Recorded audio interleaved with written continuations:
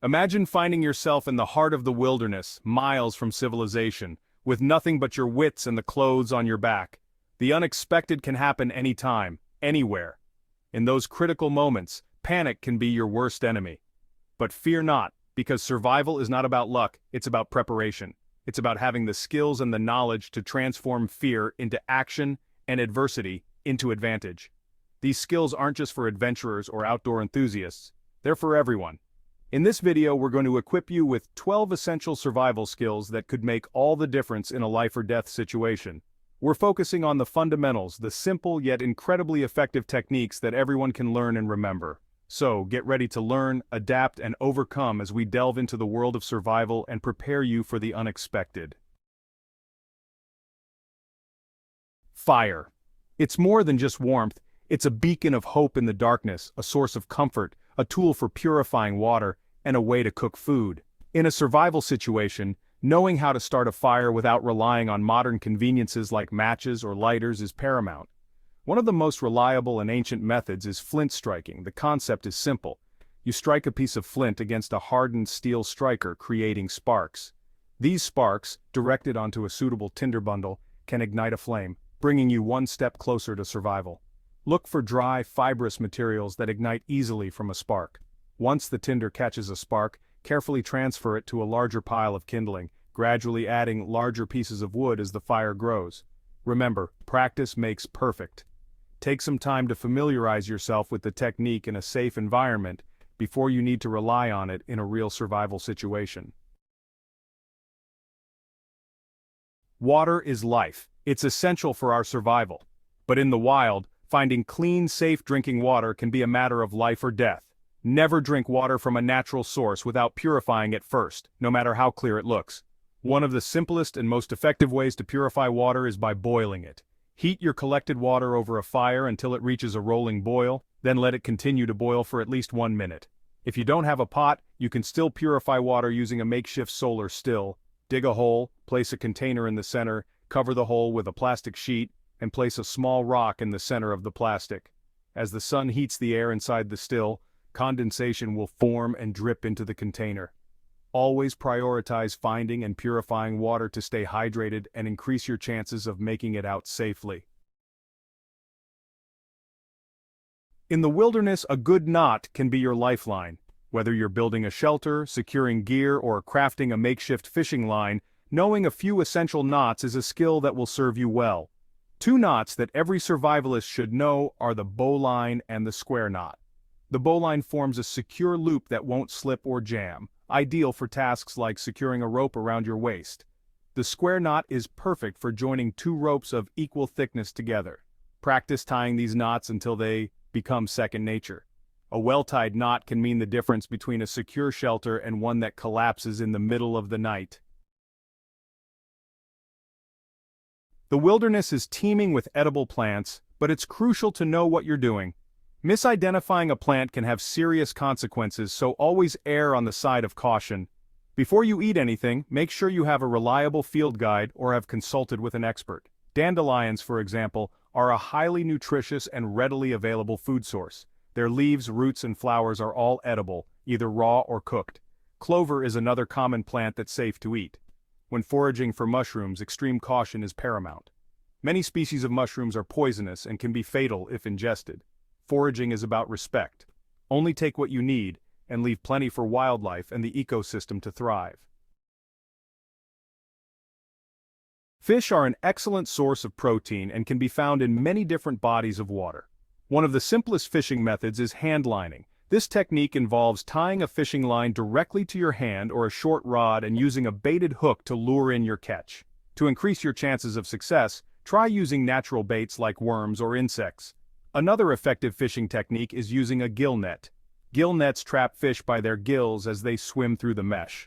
They can be set up in rivers, streams, or lakes and left to passively catch fish while you focus on other survival tasks. Patience is key.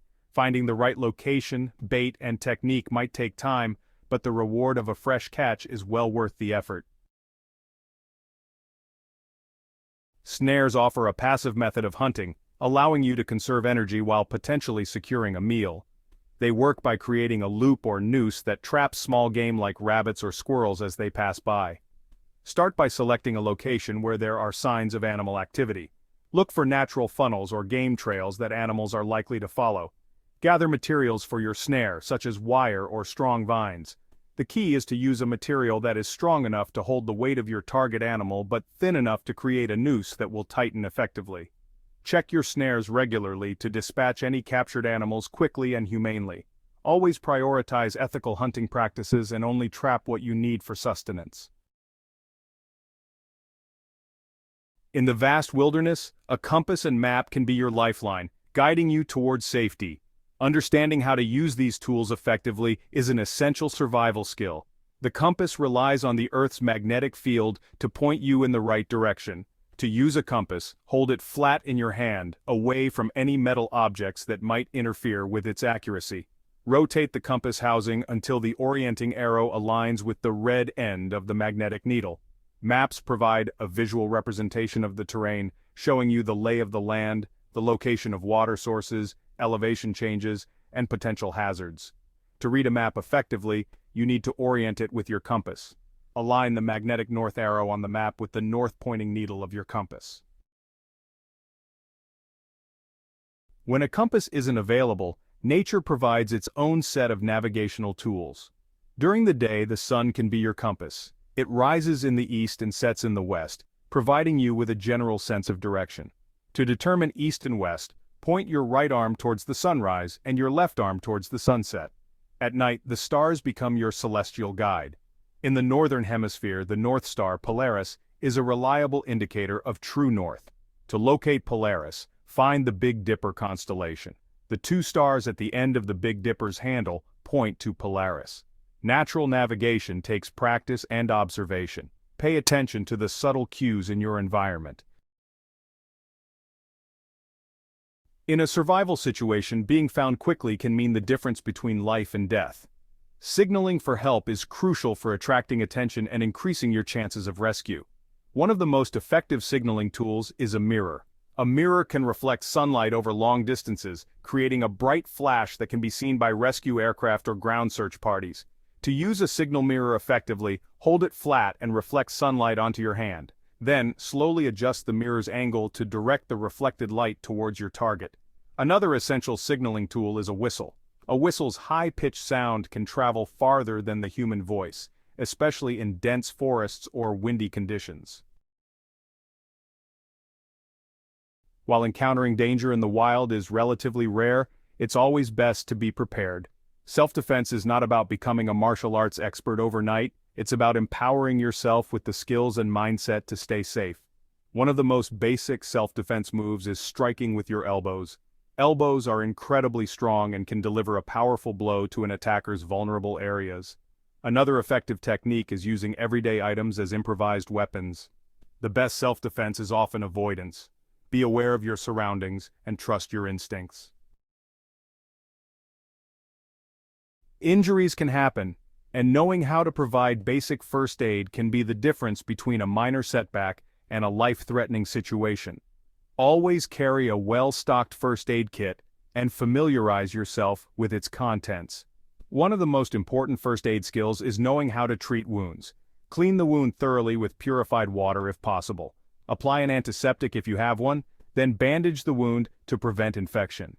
In more severe cases, knowing how to control bleeding is crucial. Apply direct pressure to the wound using a clean cloth or bandage. If the bleeding is severe, create a tourniquet using a belt or a piece of cloth tied tightly above the wound.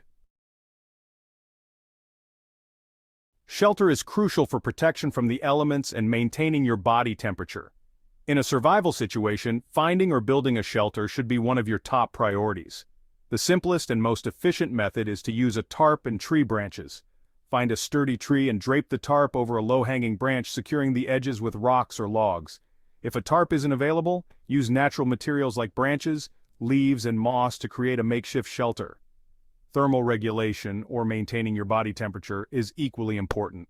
Hypothermia can set in quickly in cold environments, while hyperthermia can be just as dangerous in hot climates. Layering your clothing can help regulate your body temperature by trapping heat close to your body. And there you have it, 12 simple yet essential survival skills that could save your life. We've journeyed through the basics of fire starting, water purification, and knot tying. We've explored food procurement through foraging, fishing, and snare building. We've navigated the art of map reading, stargazing, and emergency signaling. We've delved into the essentials of self-defense and first aid. And finally, we've learned how to build shelters and maintain our body temperature for comfort and survival. If you found these survival tips helpful, don't forget to like, subscribe, and hit the notification bell. Share your own survival tips or questions in the comments below. Let's keep growing and building a thriving survival community together.